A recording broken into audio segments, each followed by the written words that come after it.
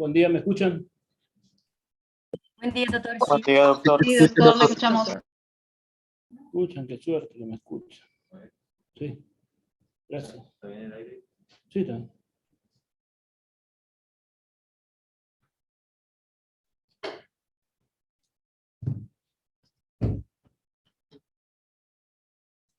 Bueno,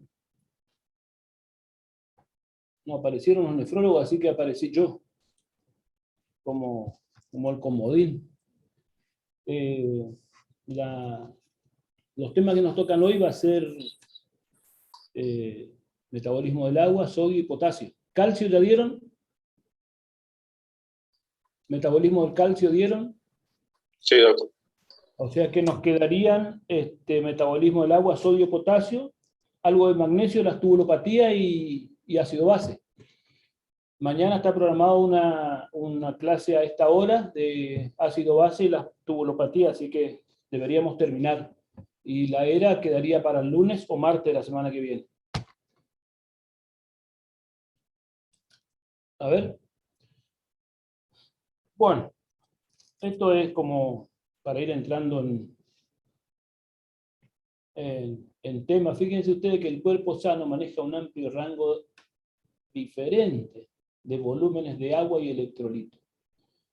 Es decir, que a veces perdemos 3 o 4 litros y sentimos sed, y otras veces tomamos un poco de más y orinamos más, así debería ser. Y también algunas variables, ¿no? El riñón, esto es clave, el riñón hace el ajuste fino de volumen de agua corporal y de la concentración de electrolitos. El riñón sano es nuestro mejor amigo. Por eso tenemos que tratar de cuidarle siempre al riñón, ¿sí? Así como, por supuesto, cuidar al riñón, ¿cómo se le cuida al riñón? Y cuando ustedes vieron insuficiencia renal aguda, seguramente habrán visto que la causa más frecuente de insuficiencia renal aguda o de oligoanuria o de oliguria, que lleva después a un fallo de la función renal, es la hipovolemia, ¿no? O sea que la hipovolemia en sus diferentes, o para hablar más ampliamente, la disminución del flujo plasmático renal efectivo. Cuando disminuye el flujo plasmático renal efectivo, comienzan a aparecer una serie de manifestaciones, comienzan a expresarse una serie de mecanismos fisiológicos que van a resguardar al riñón, por supuesto que al resto del organismo y al riñón, ¿no? Si disminuye el flujo plasmático renal, ¿por qué puede disminuir? Porque falta volumen total, porque falta volumen en algún lugar o porque el gasto cardíaco anterógrado no es bueno, ¿no? Así que todo eso se suele interpretar, digamos, el riñón lo interpreta como que llega menos flujo a su parénquima y por lo tanto una serie de mecanismos para tratar de preservar agua para que mejore el volumen plasmático renal efectivo, ¿no? Entonces, fíjense ustedes que partiendo de ahí, la primera manera de cuidar bien el riñón es tener un buen gasto cardíaco, y para tener un buen gasto cardíaco tenemos que tener un buen volumen, ¿no? Bueno, esta virtud del organismo permite ocultar la ignorancia de los fundamentos científicos en el manejo de líquido y electrolitos. Muchas veces le damos agua, le hidratamos porque hay que tomar agua, por ahí no tenemos idea de cuáles son los volúmenes, no tenemos idea de cuáles son las pérdidas reales que tiene el organismo en 24 horas, ni por kilo de peso, así que seguramente esto vamos a ir viendo en el transcurso de esta charla. Bueno, pero también tenemos que tener en cuenta que el cuerpo no es un matraz que se deban agregar, digamos, hacer correcciones con exactitud matemática. Nosotros comenzamos determinadas correcciones y el organismo solo si el riñón y el resto de las funciones orgánicas están mantenidas, solo se encarga de llevar a un equilibrio adecuado todo el resto de lo que pasa en el organismo. Bueno, vamos a ver fundamentalmente las alteraciones del sodio, el potasio y el agua, ¿no? Bueno, también hablando de este tipo de cosas, tenemos que saber que las alteraciones electrolíticas se asocian frecuentemente con emergencias cardíacas, ¿no? Las hipocalemias y las hipercalemias fundamentalmente desencadenan arritmias cardíacas y pueden desencadenar una muerte, un paro cardíaco, ¿no? Pueden contribuir o desencadenar un paro cardíaco, ¿no? Pueden dificultar una reanimación o una resucitación, ¿no?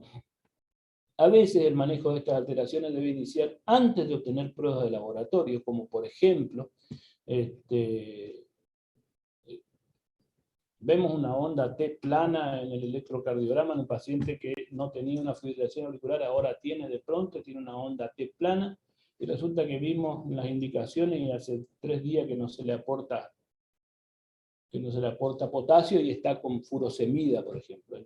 Ya debe estar hipocalémico, seguro, así que tomamos la muestra, mandamos al laboratorio y comenzamos a corregir. Siempre que el paciente orine, comenzamos un aporte de potasio. Ya estamos corrigiendo antes de recibir el resultado del laboratorio, ¿no? Vamos a comenzar a hablar entonces del potasio.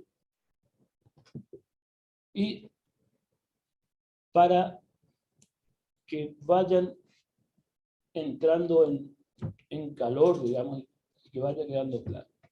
Las alteraciones del potasio no producen manifestaciones clínicas a nivel del sistema nervioso central, ¿sí? Pero sí producen manifestación clínica a nivel de los tejidos excitables, por ejemplo, nervios, músculo y miocardio, ¿no? Porque por ahí hablamos de la hipocalemia severa, que bueno, tiene alteración de la conciencia. No, no tiene alteración de la conciencia. Eso es más patrimonio del sodio que del potasio, o del calcio que del potasio, ¿no? Entonces, el nivel de gradiente de potasio a través de la membrana celular determina el grado de excitabilidad de nervios, músculos, miocardio, ¿no? Cambios repentinos o significantes en la concentración sérica de potasio pueden tener consecuencias fatales. Ya dijimos, por ejemplo, la hipercalemia o la hipocalemia, la hipercalemia también pueden producir potasio por arriba de 6 en algunas circunstancias, ¿no? O por arriba de 7, pueden producir alteraciones del ritmo cardíaco, bradiarritmia, paro sinusal, bloqueo sinoauricular, bradicardia sintomática, asistolia inclusive, bueno, con todas las alteraciones previas que ahora vamos a ir viendo, que se presentan en las hipercalemias, ¿no? Bueno, cuando tenemos que evaluar el potasio sérico debemos considerar el pH. Acuérdense ustedes que el potasio es un ion que tiene una carga positiva, el hidrogenión, que es el que de acuerdo a su concentración varía el pH, ¿no? También tiene carga positiva. Entonces si, por ejemplo, dijimos que el potasio tiene una concentración alta intracelular y una concentración baja extracelular, de los cuales yo creo que ustedes deben saber cuál es la concentración de potasio normal. 3,5 a 5 miliequivalentes por litro, doctor. Exactamente, 4. ¿Y la intracelular? 120 miliequivalentes 130, sí, está a bien. 130. Sí, sí. Entonces,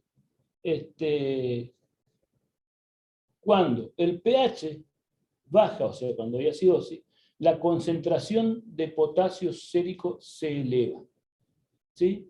Cuando el pH baja, la concentración de potasio sérico se eleva. Los hidrogeniones compiten con el potasio, si se quiere. No es en realidad una competencia, sino que es una distribución, ¿sí? Distribución, el hidrogenión entra más dentro de la célula y el potasio comienza a salir de la célula para equilibrar, ¿no? El potasio intracelular pasa al espacio extracelular, ¿no? Cuando el pH sube, alcalosis, ¿no? La concentración de potasio habitualmente baja exactamente por lo mismo, ¿no? El potasio vascular pasa, o sea, el intersticial o el extracelular pasa a el intracelular. Es decir, cuidado con el pH al manejar la hipocalemia o la hipercalemia. Por ejemplo, esto significa que si nosotros vemos un potasio de 6, inmediatamente tenemos que ir a mirar qué pH tiene. Si tiene un pH de menos de 7, 10, el problema no es la hipercalemia, el problema es la acidemia. Entonces, corrigiendo la acidemia, solo vamos a corregir la calemia, ¿no? Bueno, esto es importante que nosotros tengamos claro y presente al momento de hacer una corrección del valor del potasio respecto del pH. ¿no? La regulación de la homeostasis interna del potasio, cambios asociados al pH.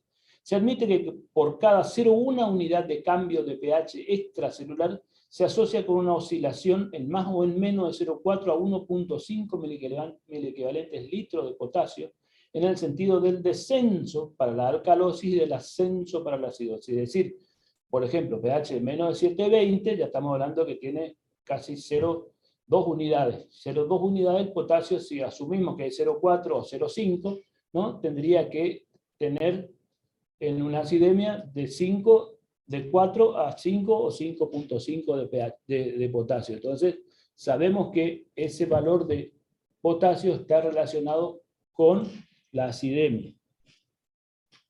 Y no corregir el potasio porque sí en esas circunstancias, sino que tenemos que corregir la acidemia. Bueno, la hipercalemia, ¿no? Hablamos que cuando el potasio está por arriba de 5 miliequivalentes litros, ya podemos decir que hay hipercalemia. Esta puede ser moderada o severa. Moderada por arriba de 6 hasta 7 miliequivalentes litros y severa por encima de 7 miliequivalentes litros. Cualquiera de estas dos hipercalemias se debe manejar de inmediato, digamos, el valor de potasio. Obviamente, teniendo en cuenta el valor del pH, ¿no? ¿Cuáles pueden ser las causas de hipercalemia? Causas endógenas, por ejemplo, insuficiencia renal crónica, las acidosis metabólicas, bueno, la cetoacidosis diabética, ojo con la cetoacidosis diabética, porque a veces una cetoacidosis diabética con un paciente que está orinando, que está poliúrico y tiene un potasio de 4, por ejemplo, decimos, oh, está bien el potasio de 4 en un pH de menos de 7,10, un paciente con acidosis y con hiperglucemia, ¿no? Tenemos que reponer el potasio lo antes posible, porque ni bien nos acordemos, el potasio va a estar de 2 y ya tenemos, va a ser un potasio de 2 y ya tenemos otro problema agregado que nosotros le ocasionamos, ¿no? Bueno, el pseudo hipoaldosteronismo tipo 2, el síndrome de Gordon, la hipercalemia e hipertensión familiar, quimioterapia, por ejemplo, la rabdomiolisis, ¿no? Acidosis tubular renal, hemólisis, es decir, todas aquellas circunstancias donde haya destrucción celular, puede haber hipercalemia. Acuérdense que hay una gran liberación de potasio intracelular hacia el espacio intersticial. El hipoaldosteronismo, síndrome de Addison. Acuérdense que lo que tiene el Addison, digamos, el Addison forma parte de una de las insuficiencias suprarrenales, digamos, es una de las insuficiencias suprarrenales. El caso del Addison sería una insuficiencia suprarrenal primaria, ¿no? Que, bueno, que tiene hipercalemia con hiponatremia y volumen corporal total disminuido. Bueno, parálisis hipercalémica periódica pueden ser causas de hipercalemia. Después tenemos las causas exógenas, bueno, algunos medicamentos, acuérdense ustedes, los diuréticos ahorradores de potasio, como por ejemplo, ¿qué diurético conoce un ahorrador de potasio? Espironolactona, Espironolactona, esclerenona. Fíjense ustedes, los inhibidores de la ECA, ¿se acuerdan los efectos colaterales adversos que describían ustedes con los IECA, con el enalapril? Puede desencadenar hipercalemia, ¿no? Algunos AINES. Bueno, el aporte es potasio suplementario, algunos derivados de la penicilina. La succinilcolina, ¿conocen la succinilcolina? ¿Qué es la succinilcolina?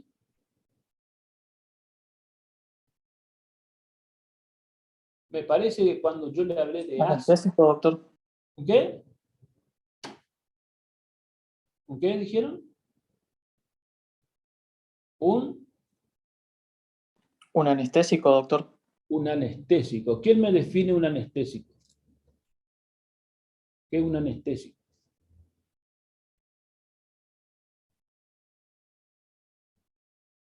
¿Alguien puede decirme qué es un anestésico? Están en 6º año de medicina.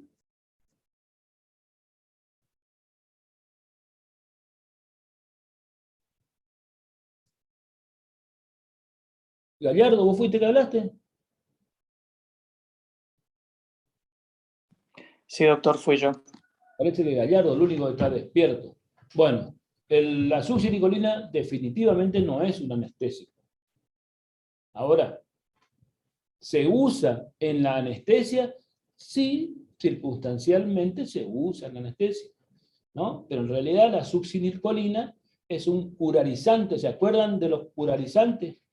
El curare, bueno, la succinilcolina es un curarizante, desencadena, digamos, una parálisis muscular que se utiliza en la anestesia cuando, después de la intubación, para que no compita y no tenga contracciones musculares y no compita con el respirador. ¿Sí? Dentro de los curarizantes hay dos grandes grupos, los despolarizantes y los no despolarizantes. La succinilcolina está dentro de los curarizantes, o sea, despolarizantes. Y cuando produce la despolarización rápida del nervio y la estimulación en la placa mioneural, puede producir liberación de potasio del extracelular al intracelular y ahí desencadenar también en algunas circunstancias, eso es lo que yo le decía, puede desencadenar arritmias, paros cardíacos. Bueno, la heparina conocen bien, ¿no? Algunos beta bloqueantes, transfusiones de sangre, en sangre de banco, por ejemplo. Las dietas, por ejemplo, acuérdense ustedes que la dieta hiposódica nosotros le indicamos, en vez de cloruro de sodio, hay una sal que es cloruro de potasio, ¿no? La mayoría de las sales dietéticas son cloruro de potasio. Entonces, por ahí, eso en algunas circunstancias puede desencadenar la hipercalemia. Y también tenemos las pseudohipercalemias.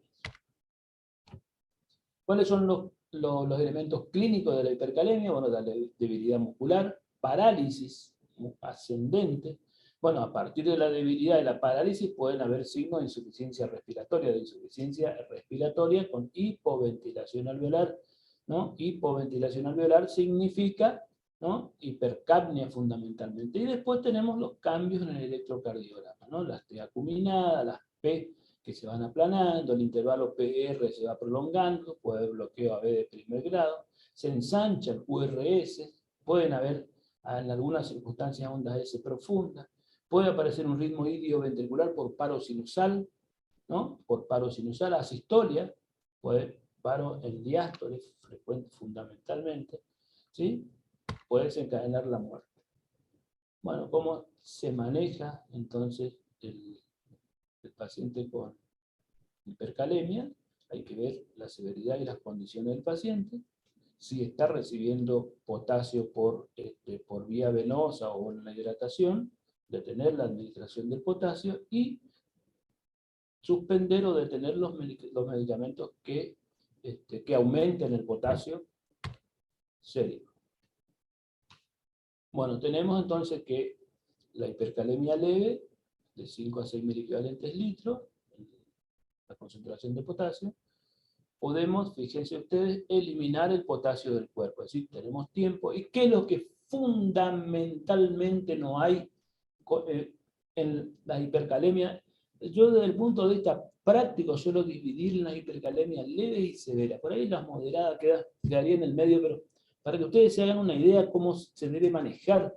Y esto sirve para lo práctico y sirve para lo práctico y para cuando ustedes rinden el examen le preguntan. Sabemos que ustedes tienen la idea clara. Entonces la hipercalemia, cuando tiene un potasio por arriba de 6 y tiene alteraciones electrocardiográficas de hipercalemia, ya se debe considerar severo. Si no tiene alteraciones electrocardiográficas, ¿saben por qué? Porque si tiene alteración electrocardiográfica, puede desencadenar una arritmia en cualquier momento, ¿no? Entonces, si no tiene alteración electrocardiográfica, podemos considerar leve o moderada, ¿no? Entonces, ¿qué es lo que hacemos cuando el potasio está entre 5 y 6? Eliminar el potasio del cuerpo. ¿Cómo se elimina? Bueno, ya habíamos visto. Suspender las drogas que pueden desencadenar hipercalemia, disminuir o dejar de hacer la perfusión con cloruro de potasio si le estábamos dando, las drogas que aumentan el potasio, suspender, y podemos iniciar, por supuesto, que diuréticos, furosemida 40-80 miligramos endovenosa. Con lo que hacemos es que aumente el volumen de eliminación de potasio. Por supuesto que en algunas circunstancias la resina catersalato de 15 a 30 gramos en 50 a 100 mililitros de sorbitol al 20% por cualquiera de los extremos del tubo digestivo, ¿no? Pues le damos a tomar o por el otro extremo, ¿no? Pero bueno, por el extremo que ustedes decidan, ¿sí? Para eliminar el potasio del cuerpo. Doctor, Bueno. ¿cuándo sería una pseudohipercalemia? ¿Cuándo sería una pseudohipercalemia? A ver.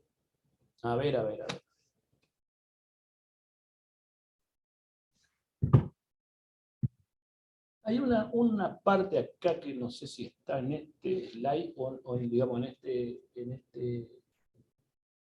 este Power o en otro. Cuando hablamos del medio interno y digamos, tomamos las muestras para el análisis, por ejemplo, de un ácido básico uniono, ¿no? En primer lugar, la técnica de punción debe ser correcta, ¿no? En segundo lugar, el mantenimiento y el transporte de la muestra tiene que ser correcto. En tercer lugar, tenemos que comunicarnos con el técnico, con el bioquímico y decirle que nosotros estamos solicitando esto, digamos un ácido básico y un medio interno, porque, y acá vienen los por qué, digamos, ¿no? Por ejemplo, si sacamos sangre venosa para un ionograma, ¿cómo se saca la sangre venosa? Y hay que ponerle una liga digamos, en la parte media del brazo, ¿no? Para que se ingurgiten las venas, y entonces a partir de ahí la punción es más fácil. A veces hay digamos que el que realiza la extracción no tiene experiencia, o se complica por alguna circunstancia, o se pincha. Digamos que por cada 10 segundos que nosotros, o 15 segundos que nosotros tengamos la liga comprimiendo las venas e ingurgitando, puede comenzar a haber aumento de potasio espurio, digamos, aumenta porque aumenta simplemente el potasio extracelular. Si nosotros pinchamos mal o punzamos algo o lesionamos un vaso y aspiramos, también puede aumentar, ¿no? Si no mantenemos bien la muestra, si se sacude mucho la muestra, también puede aumentar, se lisan los glóbulos rojos, ¿no? Se van hemolizando y aumenta el potasio falsamente, digamos. En realidad el de la muestra aumenta, pero el que tiene el paciente es falso. Si pasa más de determinado tiempo, por ejemplo, más de 40 minutos, o depende de la temperatura ambiente, ¿no? Por ahí nosotros tenemos acá 40 grados, 30 grados, y la muestra va sin refrigeración y pasa más de 40 minutos sin procesamiento, también puede pasar eso. Digamos, hay una serie de circunstancias que hacen que el potasio aumente, aumente y sea falsamente positivo. ¿Entienden? ¿Quedó claro?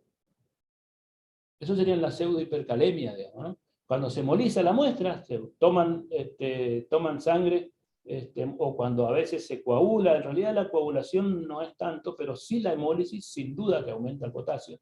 Sin duda que la parte técnica con la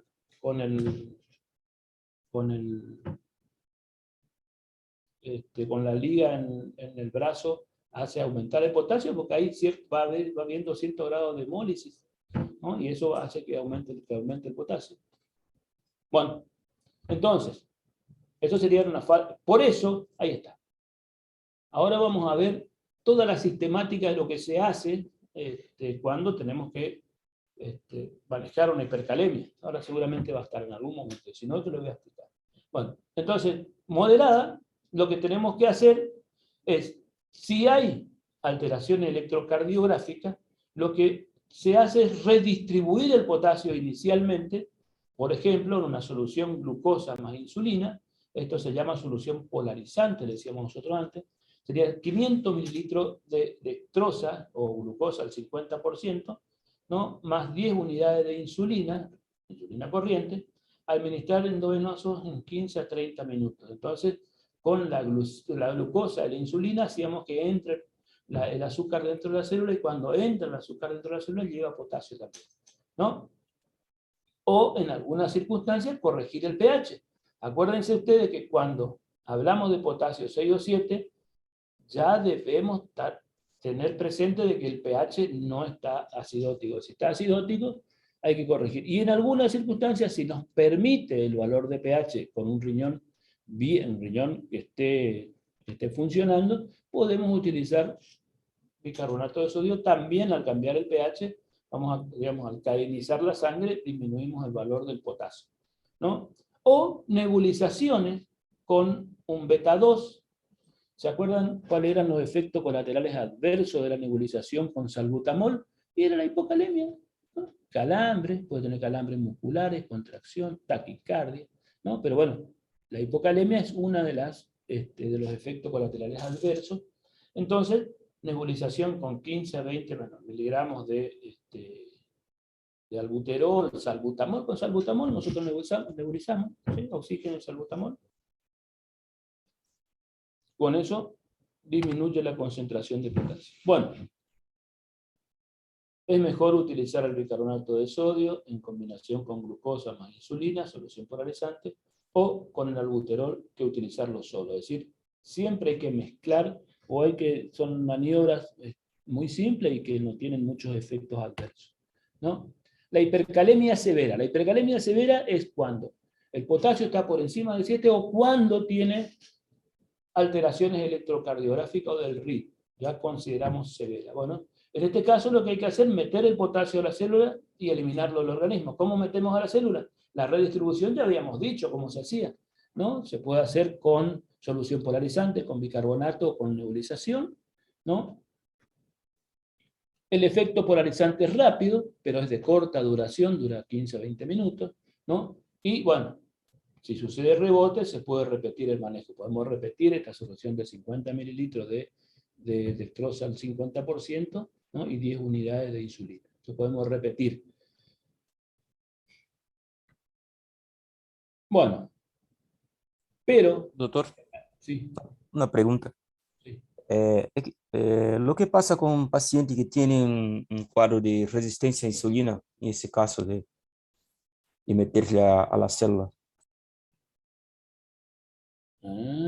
Que tiene resistencia a la insulina. Tiene resistencia a la insulina, pero la insulina tiene efecto. Nosotros no queremos acá, lo que nosotros buscamos acá es que la insulina, el poco efecto que haga, introduzca glucosa dentro de la célula y con la glucosa baja el potasio. Y siempre el potasio va a entrar. Acuérdense qué es lo que pasa cuando entra la molécula de glucosa dentro de la célula, ¿no?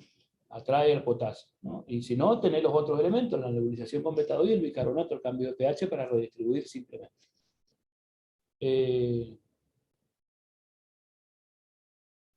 ¿Por qué me quedé? Bueno, entonces, vamos a ver si está por acá. No, no está, así que yo le voy a contar todo. Bueno, entonces, hipercalemia severa, potasio por arriba de 7 o que tenga alteración electrocardiográfica. Entonces, toda la conducta y todo lo que debemos hacer cuando tenemos un potasio por arriba de 7 o por arriba de 6 que tenga alteración electrocardiográfica. Ya dijimos que si tiene alteración electrocardiográfica ya la hipercalemia es severa. Entonces, ¿qué es lo que debemos hacer? Hay varias. ¿Y por qué es severa? Porque si tiene alteración electrocardiográfica puede desencadenar una arritmia en cualquier momento, ¿no? Y tenemos que la dextrosa con insulina demora 10 minutos más o menos en el hacer efecto, poco más, poco menos. La nebulización con salbutamol igual, la redistribución con bicarbonato igual. Tenemos que hacer una vía venosa central lo mismo. Así que, entonces, por supuesto que si el paciente se debe internar, monitoreo electrocardiográfico, en la emergencia, en una unidad de cuidado intensivo, monitoreo electrocardiográfico, y lo primero que hacemos es tomar otra muestra de sangre y repetir el potasio. ¿Por qué eso? Repetir el valor, repetir el laboratorio. ¿Por qué es eso? Para ver si se corrigió. Eso no, ¿cómo se va a corregir si no hicimos nada? Bueno, elevarse, o sea, perdón, disminuir. Para confirmar que sea un potasio de 7. Entonces, lo primero que tenemos que hacer es confirmar. ¿Por qué? Por todas esas cosas que le dije antes. porque por la técnica, porque procesaron más tarde, porque se embolizó, por cualquier cosa, ¿entienden? Entonces, primero, repetir la muestra y si tiene alteración electrocardiográfica, ya directamente comenzar a tratar, ¿no? Si la hipercalemia, potasio por arriba de 5, siempre antes de comenzar el tratamiento, salvo que tenga alteraciones electrocardiográficas, tenemos que repetir la muestra. La hipercalemia. La hipocalemia, no. La hipocalemia, tenemos el resultado de potasio de 2 y hay que comenzar a corregir. ¿Por qué? Porque... ¿En qué tiempo, doctor, se vuelve a pedir? Pues ya te dije, ya. En la hipercalemia, ya. No, se vuelve a tomar, digamos, la muestra. Se vuelve a tomar y repetir la toma, exactamente. Justamente por la pseudohipercalemia que hablábamos recién. Sí, sí. ¿Estamos hasta acá? Parece que no completé bien mi slide, pero bueno, por lo menos le estoy diciendo. Anoten nomás. Bueno, entonces, hipercalemia severa, repetir la muestra, ¿no? Si tiene alteración electrocardiográfica, repetir la muestra y comenzar. ¿Qué es lo que hacemos si tiene alteración electrocardiográfica? Cloruro de calcio al 10%, el cloruro de calcio, o gluconato de calcio, al 10%, esto lo que hace es estabilizar las membranas excitables, sobre todo el miocardio. ¿Está? Estabilizar las membranas. ¿Está? Directamente gluconato de calcio, cloruro de calcio, ¿no? 5 a 10 mililitros endovenoso en 2 a 5 minutos.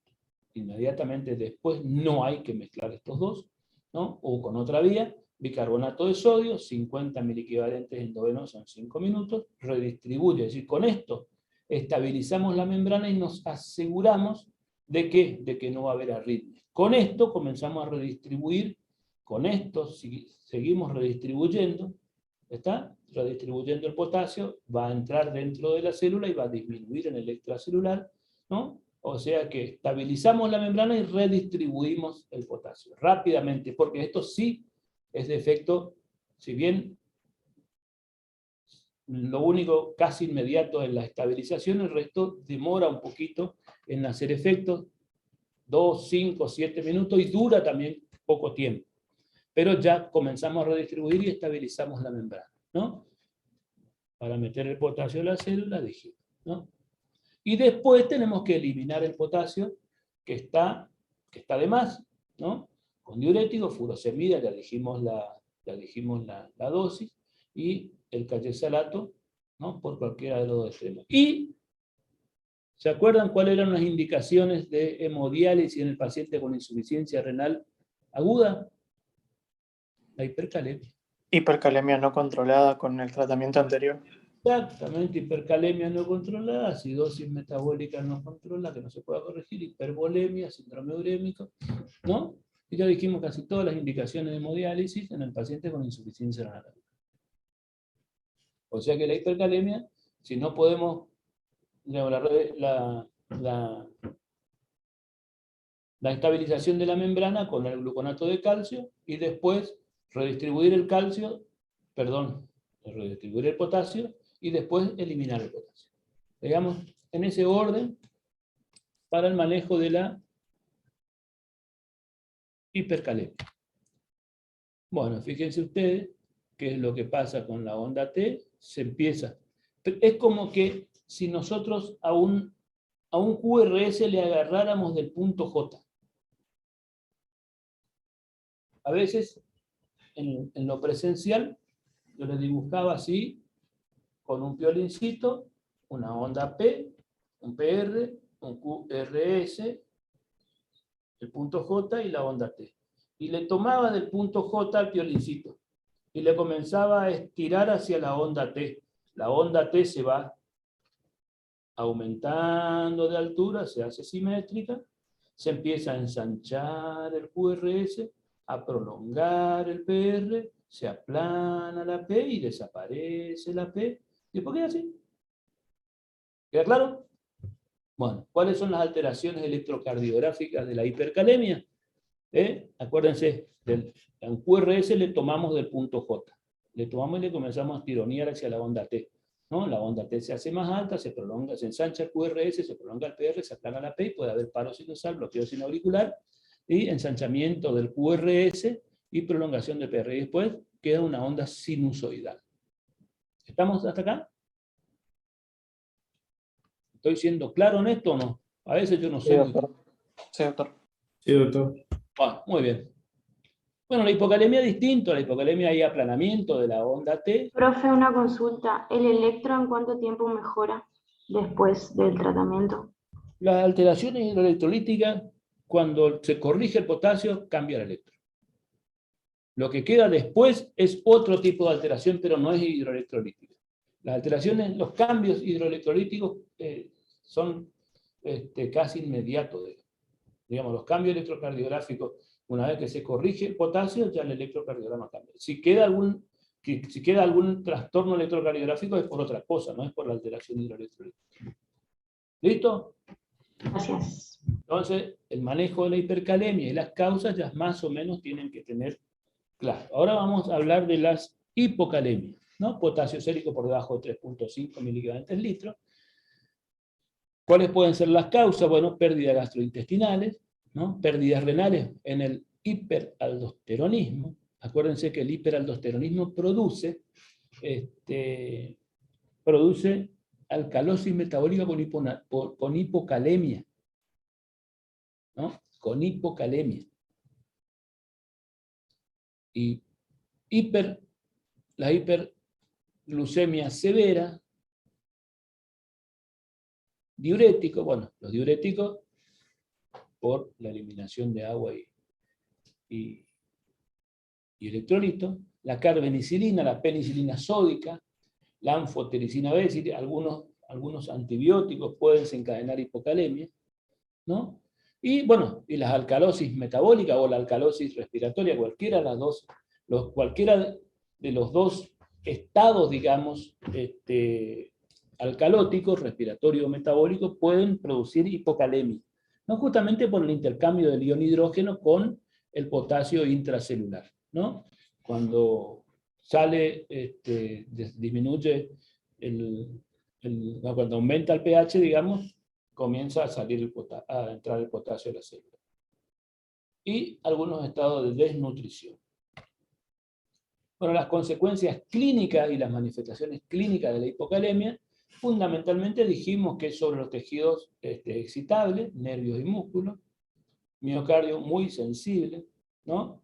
Acuérdense ustedes que en las personas que hoy día se ve poco porque la indicación de digitálico en el contexto de la insuficiencia cardíaca ha cambiado mucho, mientras que hasta hace unos 10, 15 años atrás, la digital formaba parte del paciente con insuficiencia cardíaca que no recibía digital estaba maltratado, y hoy sabemos que la digital es uno de los últimos escalones terapéuticos en el contexto y en el manejo de la insuficiencia cardíaca,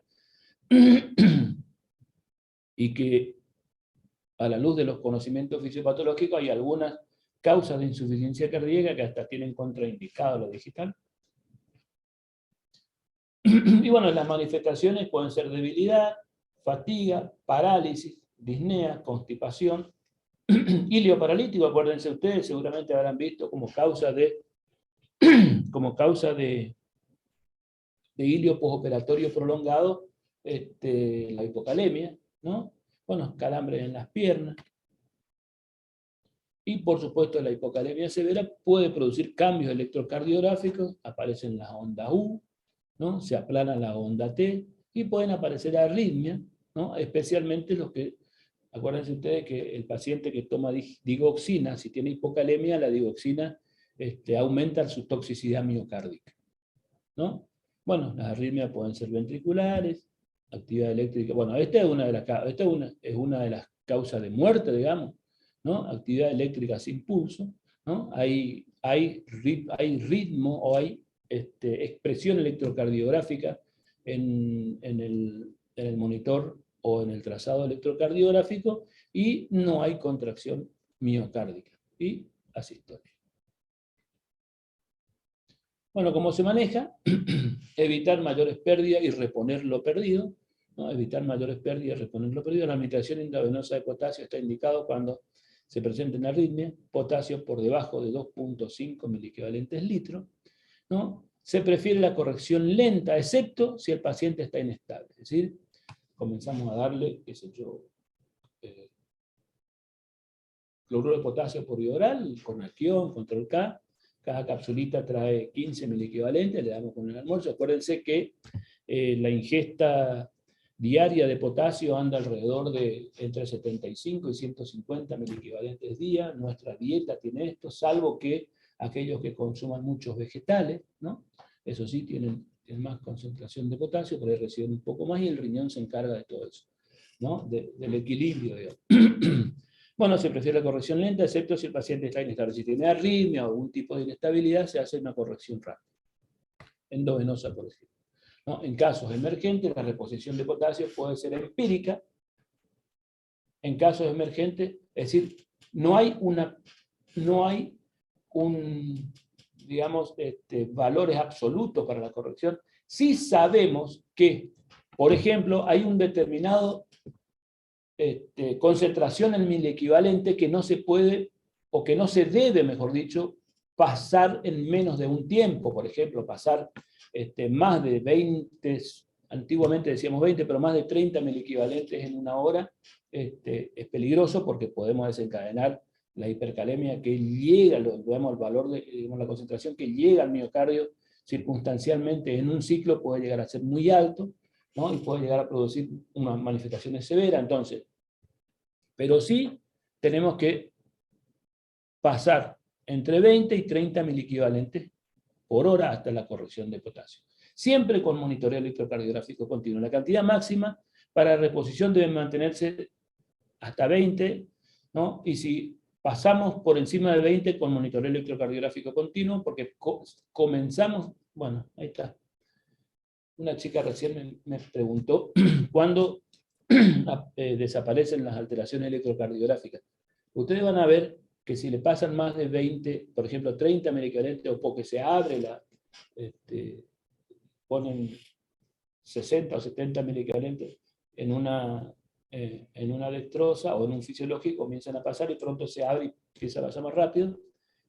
En el monitor electrocardiográfico se comienzan a ver las alteraciones de hipercalemia. Comienzan a ver que cambia la T, que se ensancha el QRS. ¿Qué es lo que está pasando si tenía un potasio de 2? ¿No? Justamente es muy rápida la expresión, digamos. Entonces, no pasar más de 20 miliequivalentes hora, siempre con monitoreo electrocardiográfico continuo, justamente por esta circunstancia. Se puede administrar una cantidad más concentrada por vía venosa central, hasta 30. Por una vía periférica, les sugiero que nunca superen esto por vía periférica porque produce mucha irritación y flebitis. Siempre y todas las correcciones hidroelectrolíticas, acostúmbrense, sobre todo cuando van a ser rápidas, a hacerlo por una vía venosa central. Siempre debería ser una vía venosa central. Bueno, no, la punta del catéter central no debe estar dentro de la aurícula, bueno, porque justamente por la sensibilidad del aumento de la concentración de potasio momentánea cuando pasamos más de 30 miliequivalentes por hora. Bueno, si el paro cardíaco es inminente, o sea, tiene arritmias ventriculares malignas, esto veíamos mucho antes cuando las personas recibían digital, hay que hacer una reposición rápida, una infusión de 10 miliequivalentes en 5 minutos, repetir una vez si es necesario, por supuesto, con monitoreo electrocardiográfico, documentar el motivo de haber administrado por supuesto que tenemos que escribir, se administra esta cantidad de 10 miliequivalentes en 5 minutos, porque esto parece parece una inyección de potasio. ¿Y qué hacemos con una inyección de potasio? Es como la inyección de cloruro de potasio, digamos, una de las penas de muerte, una de las formas de efectivizar la pena. Bueno, documentar el motivo, que tenemos que escribir por qué, ¿no? El motivo de haber administrado esta infusión rápida. Esto hablando del potasio. Ahora vamos a hablar del agua un poco, o de los compartimientos líquidos, ¿no? Más o menos podemos decir que una persona de 70 kilos, que es el tipo o el peso que aclaran que es normal para un individuo de una altura de unos 70, que tenga 70 kilogramos de peso, ¿sí? Tiene una cantidad de líquido, ¿no? Que se distribuye de la siguiente forma, ¿no? Esto vendría a ser el agua corporal total, que se distribuye en un líquido que es el líquido intracelular, que es más o menos el 70% del volumen de agua corporal total, ¿no? Y el líquido extracelular, ¿no? Entre el líquido intracelular y el extracelular, ¿no? Tenemos, bueno, entre los dos tenemos el compartimiento hemático, pero el extracelular a su vez tiene el intersticial, ¿no? Y el compartimiento hemático que está entre los dos, ¿no? Que vendría a ser en volumen el líquido intravascular, ¿no? Que a su vez tiene, el intravascular tiene un porcentaje que es globular y otro porcentaje que es plasma. En litros, digamos, en volumen total, el agua corporal total, una persona de 70 kilos, 7 por 6, 42, que el 60% de ese peso es agua, ¿no? En 60 a los hombres y 50 a las mujeres, algo así. Así que, pero promedio, yo siempre saco 50%, cosa de 0,5 o 0,6 por peso corporal, para no cambiar mucho los cálculos. En el agua corporal total son 42 litros, ¿no? El líquido intracelular, que dijimos que de eso es el 70% aproximadamente, son 28 litros, ¿no? Y el extracelular, 14 litros, ¿no? 3 litros es el volumen plasmático, ¿sí? Y 11 litros sería el líquido intersticial. Esta es, digamos, el agua corporal total, cómo está distribuido en el organismo, ¿no? Los compartimentos entonces tenían el agua extracelular y el intracelular, ya vimos cuál es cuál, qué volumen tiene cada una. Se relaciona con el sexo masculino, 60%, y femenino, 50%. Es decir, 50% es del peso de una mujer es agua. Y este 50% es un poco menos porque las mujeres tienen, en líneas generales, tienen un poco más de tejido adiposo que el hombre, ¿no? Y el hombre tiene un poco más de tejido muscular, ¿no? Un adulto, fíjense ustedes, necesita 30 mililitros kilo día, y un anciano 25 mililitros kilo día, el requerimiento. El tejido adiposo y muscular, bueno, acá lo habíamos visto. Y lo que se toma debe ser agua, ¿no?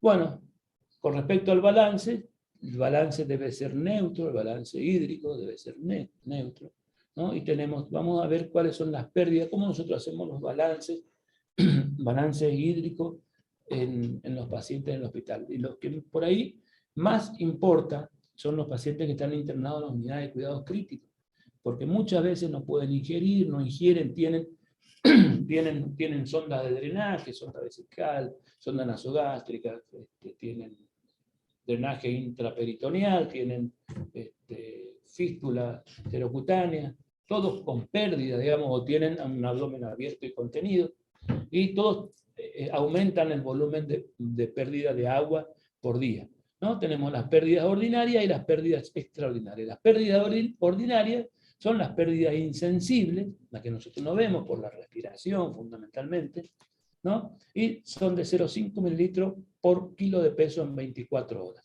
¿no?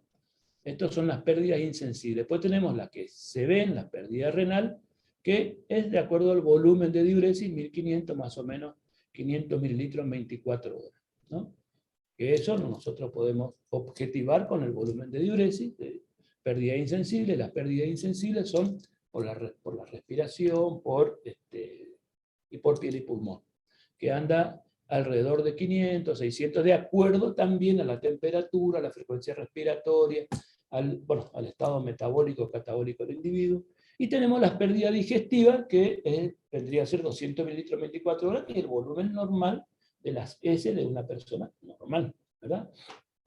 Eso todo se suma, que serían las pérdidas ordinarias. Después tenemos las pérdidas las extraordinarias, ¿no? Pérdidas insensibles, 5 mililitros, fíjense ustedes, por kilo, por el número de horas de un abdomen abierto. Por ejemplo, una cirugía, ¿no? Una cirugía que está 4 horas con el abdomen abierto va a perder, saquen, si tiene, por ejemplo, 70 kilos, 7 por 5, 35 mililitros por 4, ya perdió casi 150 o 200 mililitros más de lo que debía aumentar. O 0,5 mililitros kilo en 24 horas, bueno, por el número de horas que es más o menos el mismo cálculo, pero se debe sumar a las pérdidas, digamos, ¿no? Para la reposición de agua.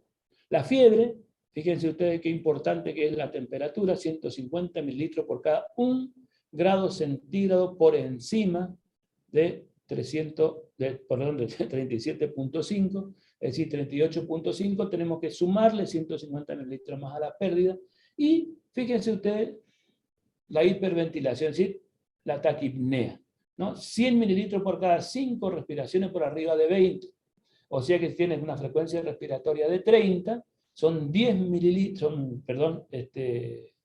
son 200 mililitros, ¿está? Que 200 mililitros, 350 mililitros más 300, ya estamos hablando de casi 700 mililitros que tenemos que aumentarle a estas pérdidas, ¿no? Orinó 2000, 2700, ¿sí? 2700, el límite materia fecal son 2900, y después de esto acá, que son más o menos 400 mililitros o 500, ya hablamos de que una pérdida de 3000 mililitros. ¿Sí? Y le ponemos un plan de hidratación a 14 gotas, le damos 1 litro, ya estamos perdiendo. Si la persona no tiene posibilidad de solicitar agua, de pedir, o está en coma, o tiene tubo orotraqueal, ya estamos poniéndole en el primer día, nomás ya perdimos 2000 mililitros balance negativo. Al tercer día perdió 6 litros, debe tener muy hipovolémico con disminución de la diuresis, la orina más concentrada, ya comienza a subir la urea y no sabemos por qué. Y comenzamos a ver el balance hídrico de los últimos 3 días, el balance acumulado, y nos damos cuenta de que fueron negativos todos los días. ¿Estoy siendo claro hasta acá? Sí, doctor. Bueno, vamos a seguir entonces.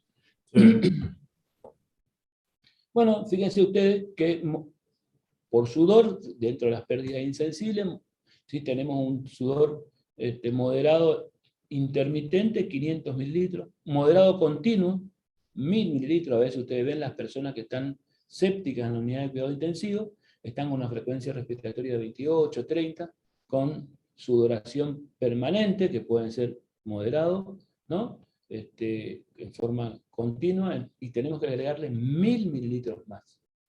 O sea, fíjense la cantidad de litros, y eso ni siquiera hablamos de que tiene sonda nasogástrica y que hay que sumarlas también, ¿no? No, profuso continuo 2000 mililitros, y también sirve, fíjense ustedes, para las épocas del año nuestra, ¿no? Nosotros en el verano tenemos como mínimo esto, a todo lo que le tenemos que agregar, es decir, de la cantidad de agua que tomamos en el invierno, tenemos que agregarle como mínimo 1 litro más durante el verano. Bueno, el equilibrio hidroelectrolítico, periodo de 24 horas, no olvidarse el agua de oxidación, 300 centímetros cúbicos, que esta es un agua que se le agrega, digamos. La sumatoria de lo que se pierde con lo que se ingresa debe ser cerca de 0, es decir, debe ser un balance neutro, ¿no? Hay que tener presente siempre el volumen secuestrado en alguna circunstancia. Por ejemplo, el tercer espacio. Por ejemplo, el tercer espacio estamos hablando de, puede ser el tercer espacio intraluminal en el intestino, o un tercer espacio cuando hay disfunción endotelial en las personas que tienen un CIRS, por ejemplo, un CIRS severo, o unas personas sépticas que tienen disfunción endotelial, que el intravascular o no alcanza, digamos, el endotelio se pone permeable a la albúmina y al agua, por lo tanto, ¿no? Entonces se va secuestrando líquido en otro espacio. ¿Y cómo nosotros podemos llegar a saber? Por el peso corporal, ¿no? Igual que cuando tenían edema, digamos, ¿no? El balance positivo, bueno, si tenemos un balance hídrico positivo, hay retención de líquido, y si el balance hídrico es negativo, deshidratación. Esto es una genialidad, ¿no es cierto? Pero bueno, tenemos que tener presente siempre, por eso que tenemos que hacer el balance de 24 horas, y debe ser la sumatoria, la suma algebraica debe ser, ¿no? Debe ser cerca de 0, es decir, lo que ingresa y lo que egresa debe ser cerca de 0. Aún así, como por ahí a veces esto se pone un poco difícil en la unidad de cuidado intensivo, la mayoría de las instituciones tienen 2 o 3 camas que son cama balanza, es decir, cuando el paciente va con el peso que tiene y ya nosotros al otro día miramos el peso el otro día y tiene 2 kilos menos. ¿Por qué va a perder 2 kilos en un día? Perdió agua. Y tiene 2 kilos más. ¿Por qué va a engordar 2 kilos en un día? Y hicimos un balance positivo, ¿no? ¿Cuáles son los parámetros de deshidratación? ¿No? ¿O qué parámetros nosotros buscamos para saber si la cantidad de líquido el paciente tiene una cantidad de líquido normal o está aumentada o está disminuida? ¿Qué parámetros buscamos? Bueno, presión arterial, que si ustedes saben, hipotensión ortostática, buscamos manifestaciones de hipovolemia oculta, ¿no? Presión arterial y hipotensión ortostática, frecuencia cardíaca, simple, piel y mucosa, buscamos la sequedad de los globos oculares, la hipotonía de los globos oculares, ¿no? Buscamos la esquemosis conjuntival, edemas, por supuesto, el peso y la diuresis, ¿no? Ya el volumen de diuresis es simple. Y después tenemos algunos parámetros hemodinámicos, como por ejemplo la presión venosa central. ¿Cuál es la presión venosa central normal? 8 a 12 centímetros de agua. 8 a 12 centímetros de agua. Señor. ¿Y la presión de enclavamiento en la pulmonar, cuánto era?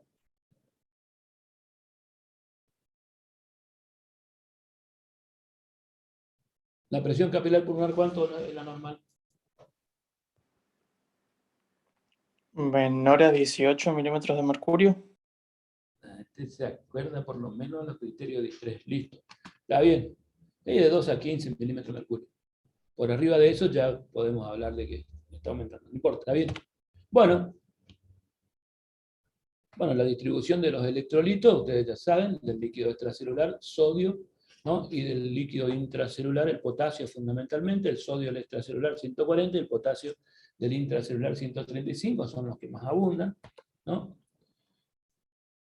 Bueno, el líquido extracelular es el 20 a 25% del peso corporal, contiene sodio, cloro, bicarbonato y proteína, ¿no? El agua plasmática 5% y el agua intersticial 15%. El agua intracelular es el 40% del peso corporal, ¿no? La composición es fundamentalmente potasio, magnesio, proteína y fosfato, todo lo que está ahí dentro de la célula, ¿no? Y ¿cómo calculamos nosotros la osmolaridad del líquido extracelular fundamentalmente? El principal determinante de la osmolaridad plasmática es el sodio, ¿no? Y por su mayor concentración en el líquido extracelular, ¿no? El sodio se encuentra en mayor concentración en el líquido extracelular por la bomba sodio-potasio TPasa dependiente, ustedes saben, ¿no? Y otros solutos que integran la solución del plasma son la glucosa y la urea. Sumando el sodio, la glucosa y la urea, nosotros podemos calcular la osmolaridad plasmática total, ¿no? La osmolaridad sérica es alrededor de 280 o 290 miliosmol litro y se calcula de esta forma. 2 por sodio, ¿por qué 2 por sodio? Porque el sodio nunca está solo, siempre está con bicarbonato, con cloro, o sea que siempre va con otra molécula, entonces 2 por una sal de sodio, ¿no? Más glucosa sobre 18, más urea sobre 6. Esto es lo que se conoce como la fórmula de la osmolaridad plasmática total. Nosotros nos manejamos habitualmente con la osmolaridad plasmática efectiva. ¿Cuál es la osmolaridad plasmática efectiva? Es 2 por sodio más glucosa sobre 18.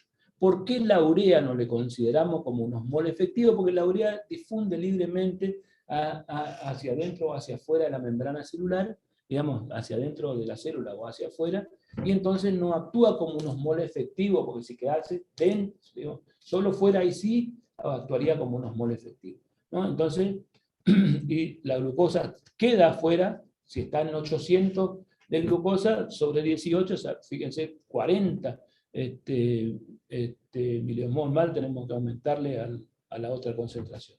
Es decir, la osmolaridad plasmática total se calcula con la urea, 2 por sodio, más glucosa sobre 18, más urea sobre 6. La osmolaridad plasmática efectiva, 2 por sodio, más glucosa sobre 18. Bueno, las soluciones que nosotros podemos utilizar son soluciones isotónicas. La que ustedes conocen es la solución de cloruro de sodio 0,9%, o la solución con lactato, Ringel lactato. Y las soluciones hipotónicas son cloruro de sodio 0,45, es decir, medio molar sería, o la hipertónica, cloruro de sodio al 3%. Bueno, fíjense ustedes que un consumo de sal de 4 a 6 gramos día, que son 950 miligramos de sodio por día, ¿no? Aumenta la presión arterial, esto sabemos ya por la OMS, digamos, ¿no? Y por lo que conocemos desde el punto de vista cardíaco. Los cambios en el sodio, ¿no? En la concentración del sodio plasmático y de la osmolaridad o tonicidad dependen de los cambios en el balance de agua. Es decir, generalmente las alteraciones del sodio no nos habla tanto del sodio como sí del agua.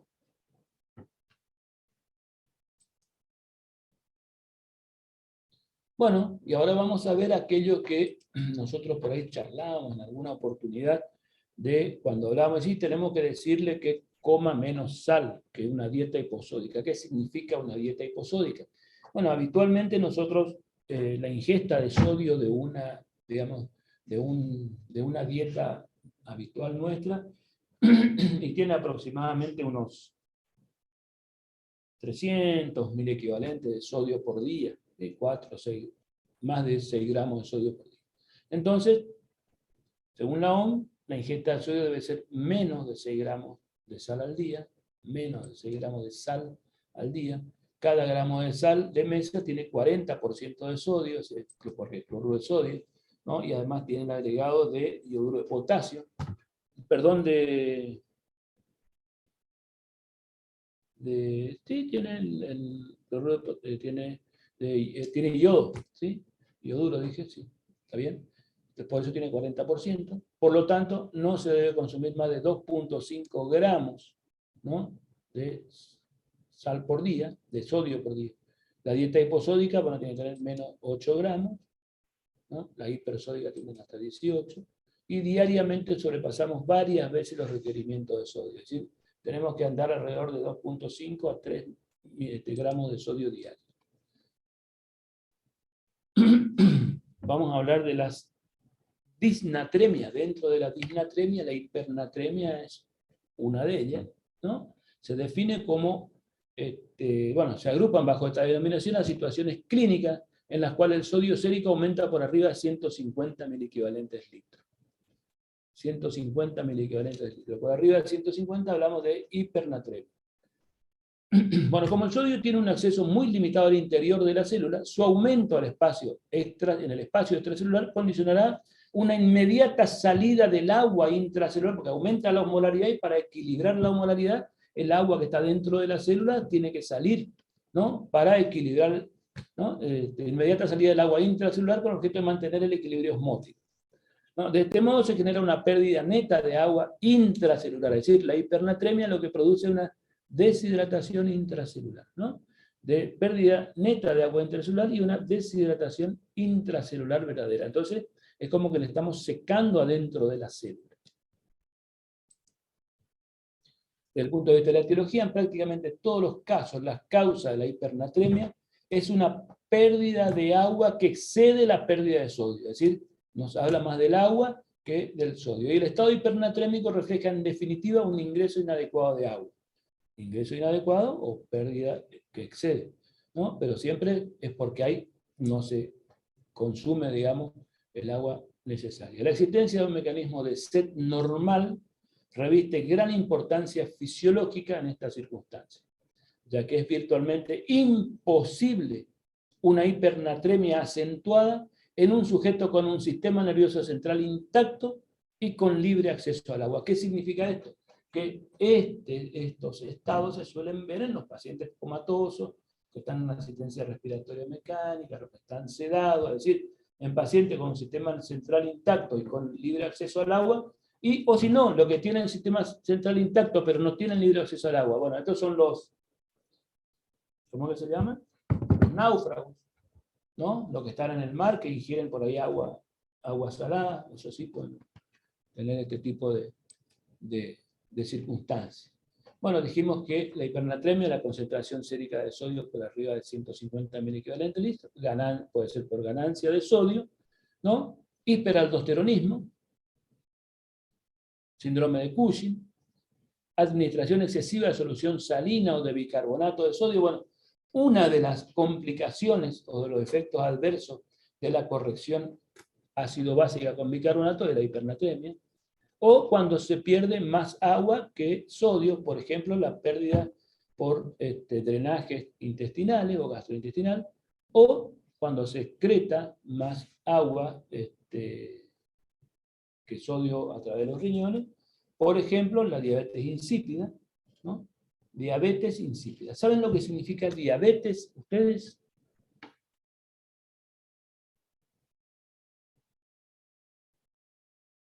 ¿Qué significa diabetes? ¿O qué es la diabetes?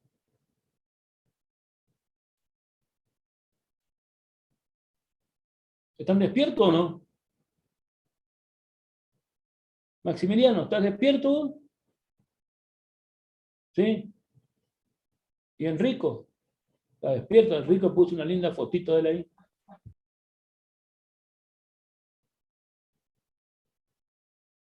Marianela, Evelyn.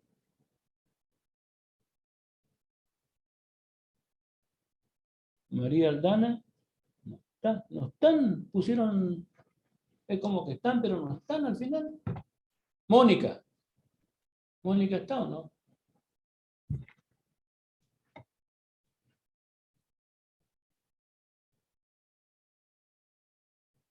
Mariana Folman, no está.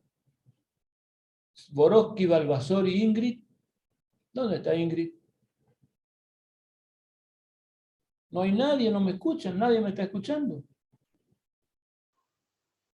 Sí, estamos, doctor. ¿Están? Sí, estamos Bueno, respondan escuchando. qué Sí, es, estamos acá. respondan qué es la diabetes. Es una enfermedad causada por aumento de glucosa en... Pero no pueden decirme eso ustedes. Es una enfermedad metabólica, doctor, caracterizada por alteración de los hidratos Es de una carbono. enfermedad en que hay ausencia, el trastorno en el metabolismo de los hidratos de carbono. Puede ser, doctor. No, están equivocados, ¿vieron? ¿Saben por qué se me acordé ahora? Porque tomando un examen en estos días, preguntamos qué era la diabetes y no sabían lo que era la diabetes. Pues sí, y ahora veo que hay 127 estudiantes de medicina de sexto año que no saben lo que es la diabetes. ¿Qué para lo que entonces, profe? ¿Qué para lo que entonces? ¿Qué para lo que? ¿Quién me habló así? Esta debe ser Gochana, mercedeña o correntina. ¿Quién es? Misionera. ¿Qué para lo que entonces es paraguaya? Seguro. ¿Solano? ¿Qué para lo que es? Una mezcla ahí de raza. No, una mezcla. ¿Qué para lo que es entonces? Bueno, diabetes viene de una palabra de no sé qué origen que significa agua, mucha agua. La diabetes mellitus es la que ustedes creen que es la diabetes, pero en realidad lo que da el nombre a eso es el mellitus. O sea que orina dulce. Y la otra, la diabetes insípida, ¿qué es lo que es insípido? Incoloro, inodoro e insípido. ¿Qué es? Sin sabor. El agua, entonces, uno tiene orina dulce y el otro orina sin gusto. ¿Por qué? Porque es solo agua. Pero los dos son diabetes. Después ustedes van a buscar el origen, pero no puede ser que en un examen final ustedes no entiendan eso. Entonces le preguntamos, ¿qué es la diabetes insípida? Y no sabe, pero si sabe que diabetes significa orinar mucho, y orinar mucho insípido vendría a ser sin gusto. ¿Y qué es lo que pierde sin gusto? Agua. Pocos iones. ¿Y qué va a pasar si pierde más agua que iones o que azúcar? Se va a concentrar, va a aumentar el sodio. Fíjense ustedes que solo conociendo por ahí el origen de las palabras, pueden rendir un examen concreto, simple, Pero a veces ni siquiera eso saben. Y encima por ahí la doctora le pregunta, decime qué es la diabetes. Bueno, nada que ver, la diabetes no es la diabetes mellitus. Las dos tienen poliuria. Una tiene poliuria dulce, la otra poliuria sin gusto. ¿Vieron? ¿Soy claro hasta acá o no? Sí, doctor. En realidad parece una tontería lo que le estoy diciendo. Pero ¿saben qué? Es una tontería. Pero cuando uno lo piensa, se da cuenta de que es así. Y a veces en circunstancias, y como es algo tan simple, por ahí ni siquiera lo piensan, y en un examen pueden ser el comienzo de andar mal, y ya se ponen más nerviosos, y se estresan más, y ya a lo mejor lo que sabían bien después se van olvidando porque se ponen nerviosos por una tontería. ¿Sí? Bueno, vamos a seguir entonces. Estábamos en la hipernatremia. Bueno, los síntomas de la hipernatremia dependen de, fíjense ustedes, de la magnitud del aumento y de la rapidez, ¿no?, en el que aumenta la concentración. ¿Está? Fundamentalmente dijimos que las alteraciones del potasio producían problemas mioneurales, digamos, musculares, ¿no? Y las alteraciones del sodio, acá sí, alteraciones neurológicas en el estado mental, alteración al estado mental, debilidad, irritabilidad, déficit neurológico focalizado, convulsiones y coma. ¿Está? Las alteraciones, y dependen, ¿no?, de lo que varíe, de la rapidez en lo que varíe y la magnitud de lo que varíe. Bueno, en manejo, evitar mayor pérdida de líquido, o sea, que buscar de tratar la causa, mayor pérdida de líquido, ¿no? Corregir el déficit de agua, porque dijimos que se pierde más agua que electrolito, o se pierde agua y no se ingresa, no tiene libre acceso al agua, ¿no? Y corregir el déficit de agua, ¿no?, vía oral o por sonda nasogástrica, bueno, en los pacientes que estén lúcidos y estables, o si no, hay que hacer una corrección por vía endovenosa. En pacientes que están hipovolémicos, ¿no?, si están hipovolémicos le hace falta agua y sodio, ¿no? Entonces podemos utilizar solución salina 9%, es decir, a 0,9%, perdón, solución fisiológica, ¿no? O una solución mixta, de glucosa al 5%, más una solución fisiológica que sería 0,45, hacemos la mitad salina, ¿no? Le aportamos la solución de dextrosa al 5 se considera como agua libre, ¿está? Porque en realidad la glucosa al 5 no aumenta la osmolaridad ni nada que se parezca. Bueno, hay que evitar una caída demasiado rápida del nivel del sodio sérico, monitorear los niveles de sodio sérico durante la rehidratación.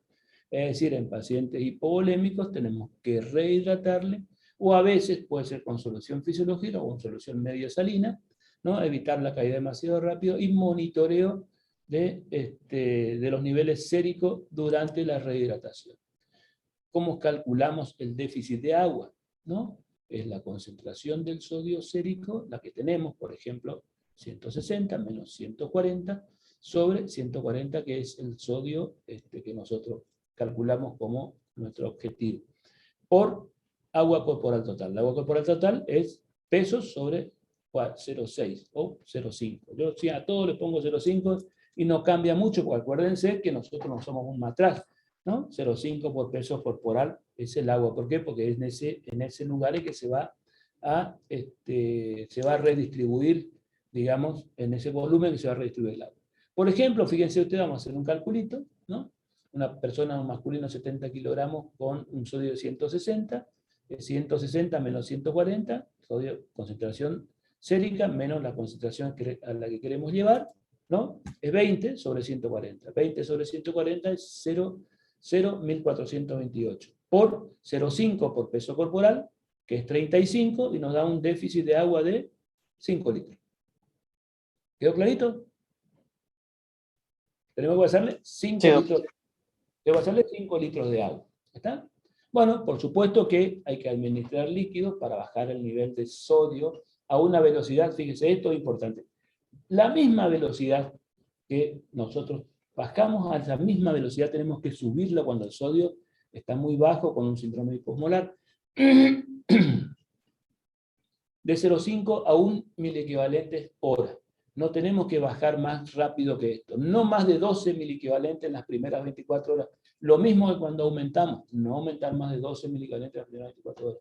Y el resto en las siguientes 48 o 72 horas. Es decir, no hay que hacer las cosas en forma brusca porque, sobre todo con el sodio, el cambio de osmolaridad del agua, primero estaba la célula bien chupadita porque le sacó todo y de pronto le agregamos agua y comienza a entrar agua dentro de la célula, se hincha y ahí sí, el cerebro comienza a sufrir, y el que sufre en los estados hiperosmolares o hipernatrémicos o hiposmolares o hiponatrémicos, justamente es el sistema nervioso central, las neuronas, ¿sí? Y pueden haber complicaciones secundarias a las correcciones posteriores, ¿no?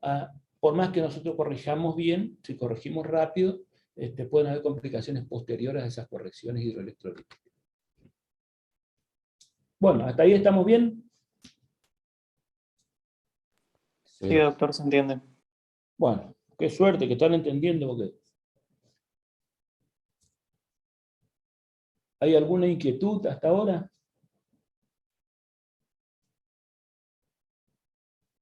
Bueno, qué suerte que no hay inquietud. Así que vamos a seguir con las hiponatremias. Doctor, le hago una consulta. Con respecto a lo que estábamos hablando recién, de que había que hacer un equilibrio progresivo, digamos, del sodio. ¿Cómo yo sé de esos 5 litros que tengo que reponer en el paciente, cuánto le tengo que pasar en 24 horas para no excederme de esos 12 miliequivalentes de sodio? Bueno, uno de ellos, hay una forma que es fácil, digamos, que le vas monitoreando el sodio cada hora, ¿no? La concentración de sodio cada hora. Y si no, ahora vamos a ver una formulita de cuánto varía el sodio de acuerdo a la cantidad de líquido que le pones. Buenísimo, doctor. Gracias.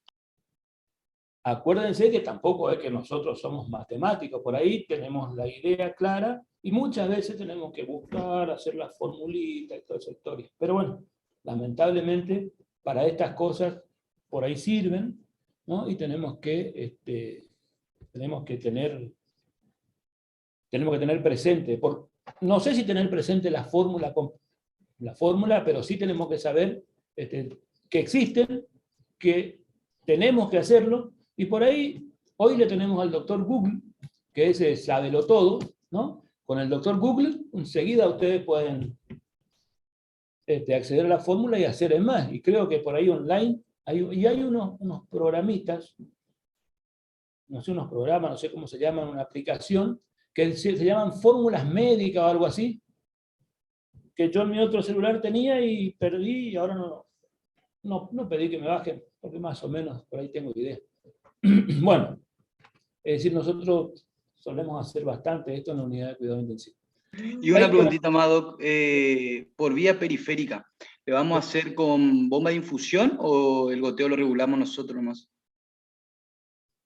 En realidad lo que, cuando manejas volúmenes, cuando manejas volúmenes que son volúmenes normales, por decirlo de alguna manera, puedes hacerlo de cualquier forma, ¿no? Por ahí, si no dispones de bomba, podés utilizar el goteo.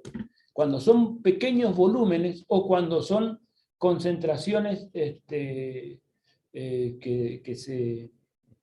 se dosifican en microgramos, por ejemplo, es preferible colocar por bomba, independientemente de si es una vía central o una vía periférica. La bomba puede ir en cualquiera de las dos vías, ¿sí? Lo que importa en la bomba es que por la precisión justamente del equipo, vos pasás casi exactamente lo que vos querés pasar, digamos, esa es la ventaja. ¿Entendés? Si vos vas a manejar volúmenes, qué sé yo, le voy a pasar en 500 mililitros en 24 horas, ¿por qué una bomba? O no es tan trascendente en esa circunstancia. Ahora, cuando querés pasarle en 250 en tanto tiempo o menos, ahí sí es mejor la bomba. pero los volúmenes por ahí no son los más importantes, sino que las concentraciones. O cuando tenés que manejar concentraciones, concentraciones altas, poco volumen también, de acuerdo a la dilución, vos haces el cálculo de la concentración que tenés por mililitro y la dosis total que tenés que pasarle por hora, y colocar en la bomba, le pones tantos mililitros hora y sabes que le está pasando tantos microgramos o miligramos hora. Bueno, hiponatremia. La hiponatremia, bueno, cuando el sodio está por debajo de 135 miliequivalentes litros, puede ser leve, cuando está por debajo de 135, pero por arriba de 120, puede ser severa cuando está por debajo de 120, o cuando tiene alrededor de 120, pero tiene alteración en el sistema nervioso central. Bueno, existe una forma crónica. Bueno, la hiponatremia puede ser de acuerdo a cómo se presenta, en forma aguda o forma crónica, eso es la variación. Si por ejemplo, si varía más de 12 miliequivalentes litros en menos de 24 horas, va a haber convulsiones, va a haber manifestaciones severas del sistema nervioso central, y por ahí, por el valor del sodio, parece que no es tan severo, pero la severidad está dada por la manifestación clínica. Más o menos aplica, y justamente la severidad es por la manifestación clínica, y esto ocurre por la velocidad en la cual se disminuyó el sodio, ¿no? Bueno, existe una forma crónica, que la forma crónica da tiempo cuando pasa más de 24 horas y comienza a disminuir de a poco el sodio a través del tiempo. A veces las personas llegan a tener sodio de 110, 115, 112 miliequivalentes, con muy pocas manifestaciones en el sistema nervioso central, somnolencia, debilidad, y tiene un sodio de 112, por ejemplo. Bueno, ahí ya tenemos que buscar la causa y tratar la causa y tratar la hiponatremia. Y otras veces con sodio de 120 o 119 tiene convulsiones, y eso es porque bajó en menos de 24 horas esa cantidad, digamos, o retuvo el líquido para que baje a ese valor del sodio, que eso en realidad suele ser lo que pasa siempre, ¿no? Entonces, la forma crónica se asocia a una mortalidad que suele ser más baja, de acuerdo a cómo nosotros corrijamos. Desde el punto de vista sintomático, los síntomas pueden ser, bueno, letargia, apatía, desorientación, cefalea. Acuérdense que acá hay un estado de sobrehidratación porque el agua que estaba en el extracelular comienza a entrar dentro de la célula, y la neurona comienza a hincharse, ¿no? Y si se hincha la neurona, ¿qué pasa? Cefalea, alteración de irrigación, cambia la PIC, la presión intracraneal, tiene que aumentar más la tensión arterial, una serie de cambios neurológicos fundamentalmente, cefalea, calambre, anorexia, náuseas y vómitos, ¿no? Y signo, trastorno del sensorio, hiporreflexia, hipotermia, respiración de Cheyne-Stokes, parálisis pseudobulbar, convulsiones, coma, y lo que viene después, digamos, puede llegar hasta la muerte. ¿Cómo se clasifican las hiponatremias? Acá vamos a conversar un ratito. Bueno, las hiponatremias pueden ser con osmolaridad normal, con osmolaridad aumentada o con osmolaridad disminuida, ¿no? Es decir, normal, aumentada o disminuida. Si no, por ahí le pueden poner con osmolaridad normal o aumentada en un grupo y con osmolaridad disminuida en otro grupo. También sirve. Después ahora vamos a ver por qué, ¿no? Es decir, ¿qué es lo que pasa en la hiponatremia con osmolaridad normal? La osmolaridad, nos referimos a la osmolaridad plasmática, ¿no? Entonces, fíjense ustedes que cuando, por ejemplo, hay hiperlipemia primaria o secundaria, por ejemplo, la hipertrigliceridemia, hay personas que tienen, qué sé yo, 1000, 1500, 2000, 3000 miligramos de triglicéridos. Esto, sin duda, que va a disminuir la concentración de sodio, ¿no? En ese caso la osmolaridad está normal y hay pocas manifestaciones, pero siempre es porque hay que tener en cuenta que el volumen del lípido hace que la expresión del sodio realmente sea menor, ¿no? Pero lo que va a producir síntomas es la osmolaridad plasmática. Y después tenemos los estados de hiperproteinemia, por ejemplo, como por ejemplo, ¿qué estado conocen ustedes que hay hiperproteinemia?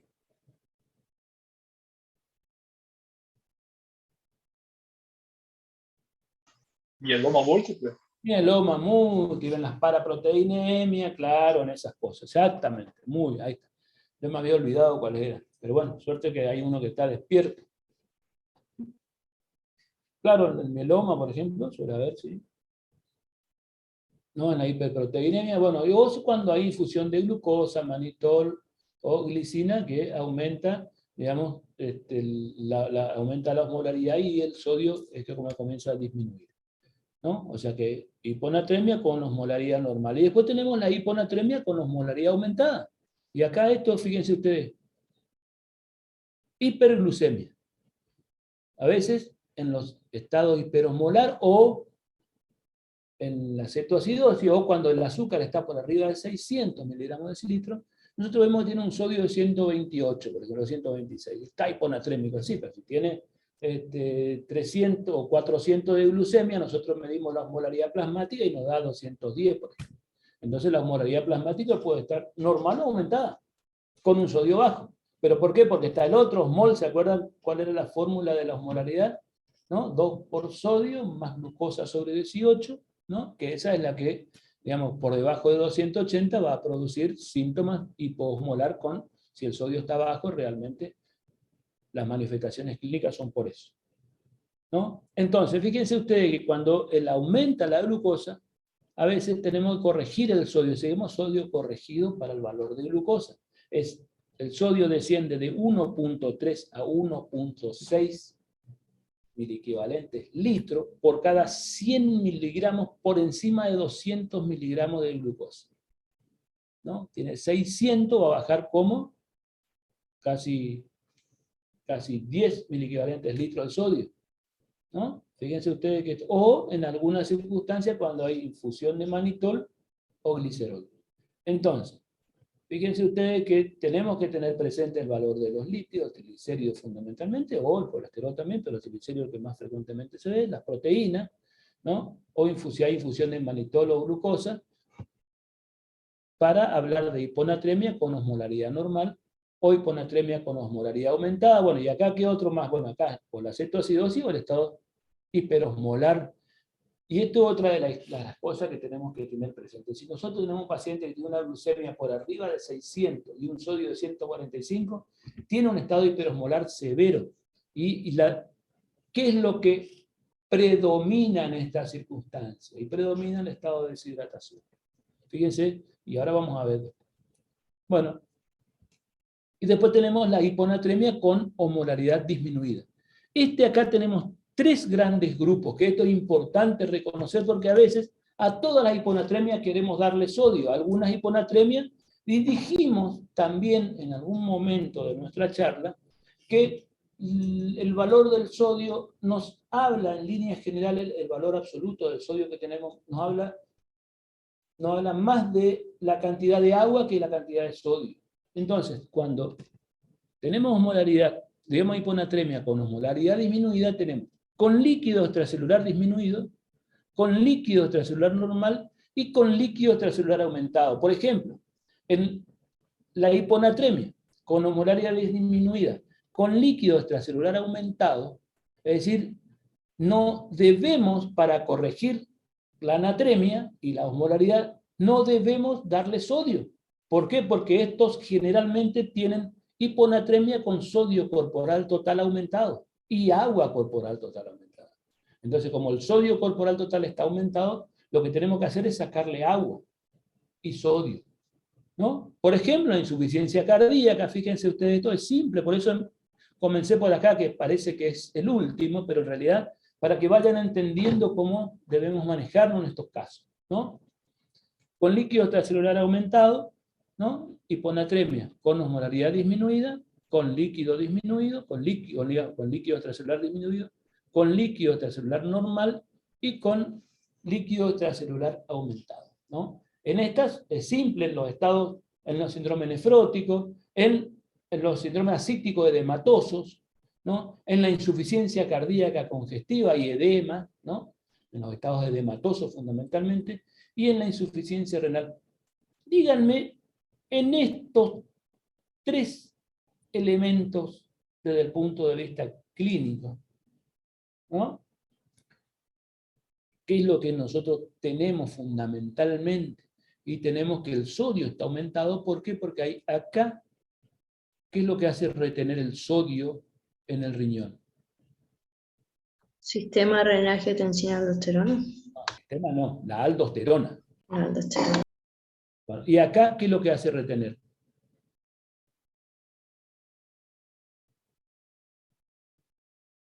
La aldosterona. ¿Y acá qué es lo que hace retener? La aldosterona. Entonces, de estos tres hay un estado de hiperaldosteronismo secundario. Secundario al déficit de volumen intracelular, intravascular. ¿Queda claro? Por eso el sodio va a estar disminuido, el sodio urinario va a ser disminuido en esas Sí, circunstancias. Sí, señor. Bueno. Entonces, en la hiponatremia con osmolaridad disminuida tenemos con líquido extracelular disminuido, pérdida renal o extrarrenal. Acá se pierde sodio y se pierde agua, ¿no? Entonces, ¿cómo se corregiría acá? ¿Con solución salina? Eso, pero es simple que no hay que dar mucha vuelta. Con osmolaridad disminuida, con líquido extracelular normal, bueno, hipotiroidismo, habría que corregir la tiroide, por supuesto la función tiroidea, pero si hay una osmolaridad severa con manifestación neurológica, hay que corregir el sodio, claro, ahí sí, enfermedades de la hipófisis, bueno, y el síndrome de secreción inapropiada de ADH, ¿no? Retención de líquido, ¿no? Retiene más agua que sodio. Y acá, bueno, acá lo que hay que hacer es restricción del consumo de agua fundamentalmente. Y acá ya dijimos, ¿no? Bueno, ahora vamos a desarrollar en 5 minutos esto, y el resto seguramente vamos a tratar mañana con lo que nos queda. Bueno, la hiponatremia, dijimos que sodio por debajo de 130, exceso de agua con relación al sodio, también habíamos dicho, disminución de la excreción, ¿no?, de agua con ingesta continuada, pérdida de sodio por la orina, también puede ocurrir. Bueno, ¿y en qué circunstancia puede pasar esto? Uso de diuréticos tiacídicos, la insuficiencia renal, depresión del líquido extracelular, cuando hay vómitos con ingesta continua de agua pura, síndrome de secreción inapropiada de hormona antidiurética, ¿no? Se retiene más agua que sodio. Edemas, bueno, ya habíamos dicho cuál eran, en la clasificación estaban, edema por insuficiencia cardíaca, cirrosis, en realidad la hipertensión portal, digamos, con ascitis y edema, ¿no? El hipotiroidismo y la insuficiencia adrenal. Bueno, en muchos casos se asocian con baja osmolaridad sérica, o sea, hiponatremia hiposmolar. Bueno, y habíamos dicho que tenemos la hiponatremia con osmolaridad normal, ¿no?, que ya dijimos cuáles eran.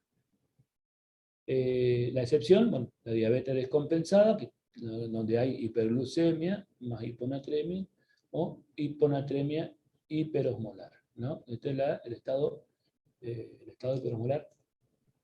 Bueno, casi siempre es asintomática hasta que llega a niveles por debajo de 120 miliequivalentes litro. Dijimos que cuando va disminuyendo en forma paulatina y que demora más de 24 horas en producirse esa disminución. Cuando es menos, ahí sí las manifestaciones aparecen. Bueno, la caída abrupta del sodio sérico provoca el paso del agua del espacio intravascular al intersticial, ¿no? Y al intracelular sería, ¿no? Así es, al intracelular, ¿no?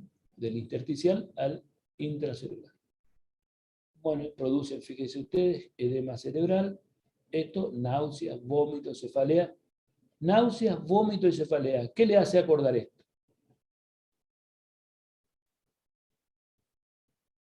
Al síndrome de hipertensión endocranial. ¿Se acuerdan? Náuseas, vómitos, cefalea, bradicardia, hipertensión. Ese es el síndrome de hipertensión endocranial. Produce edema cerebral. ¿Me siguen hasta acá? Bien. Por supuesto, irritabilidad, letargia, convulsiones, coma y muerte. ¿Cómo se maneja? Bueno, cuando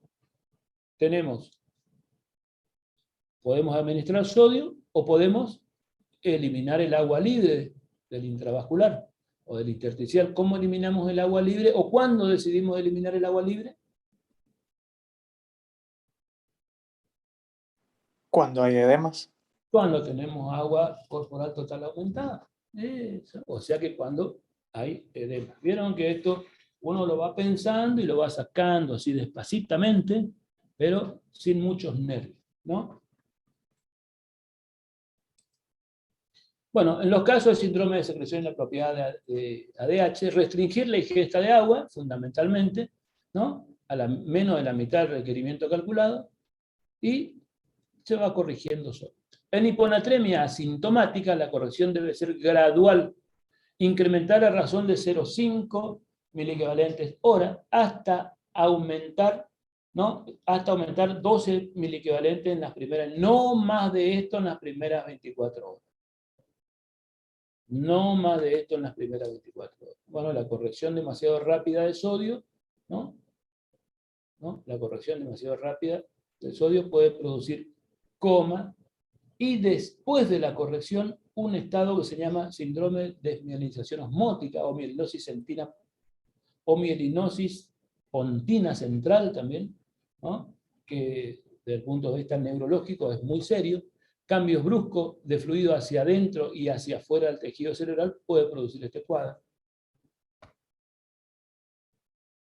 Si el paciente presenta compromiso neurológico, administrar solución salina al 3% endovenoso inmediatamente, pero fíjense ustedes acá, cuando tiene convulsiones, o deterioro severo del sistema nervioso, elevar el sodio a razón de 1 miliequivalente litros hora, hasta controlar los síntomas neurológicos. Es decir, con 4 o 5 miliequivalentes o menos, capaz que ya se controlan los síntomas neurológicos, ¿no? Algunos recomiendan incrementar hasta 2, ¿no? Cuando hay convulsiones. Después de controlar los síntomas, continuar con la solución con incremento de 0,5 miliequivalentes litros hora. Y no superar los 12 miliequivalentes en 24 horas. Para calcular el déficit de sodio, tenemos que el déficit de sodio igual al sodio que nosotros queremos llevarle, que no es 140 nunca, ¿no? Por ejemplo, tiene 116, vamos a llevarla a 120, 122, ¿no? 124, sodio que queremos llevarle, menos el sodio real por 0,5 por peso corporal. ¿Sí? 0,6 en hombres, 0,5 en mujeres. Una vez calculado el déficit de sodio, tenemos que determinar la cantidad de solución salina al 3%, que tiene 513 miliequivalentes, necesario para corregir. Bueno, se recomienda incrementar el sodio a razón de 1 miliequivalente litro hora durante las primeras 4 horas, o hasta que mejoren los síntomas neurológicos. Después, 0,5 que ya habíamos visto. Para calcular este déficit, la cantidad a utilizar de la solución de sodio al 3%, ¿no? Para calcular esta cantidad se utiliza la cantidad que desea corregir en una hora, 0,5 miliequivalente, y multiplicar por la cantidad de líquido, por el volumen en que se va a distribuir, en hombres, o 0,5 mujeres, y esto multiplicado por el peso corporal, ¿no? Sodio para una hora es igual a sodio deseado por 0,6 o 0,5 por peso corporal, ¿no? El resultado de esta cantidad de sodio para administrar en una hora. Y por supuesto, siempre hay que hacer monitoreo de la concentración de sodio sérico y del monitoreo, por supuesto, clínico neurológico. Perdón.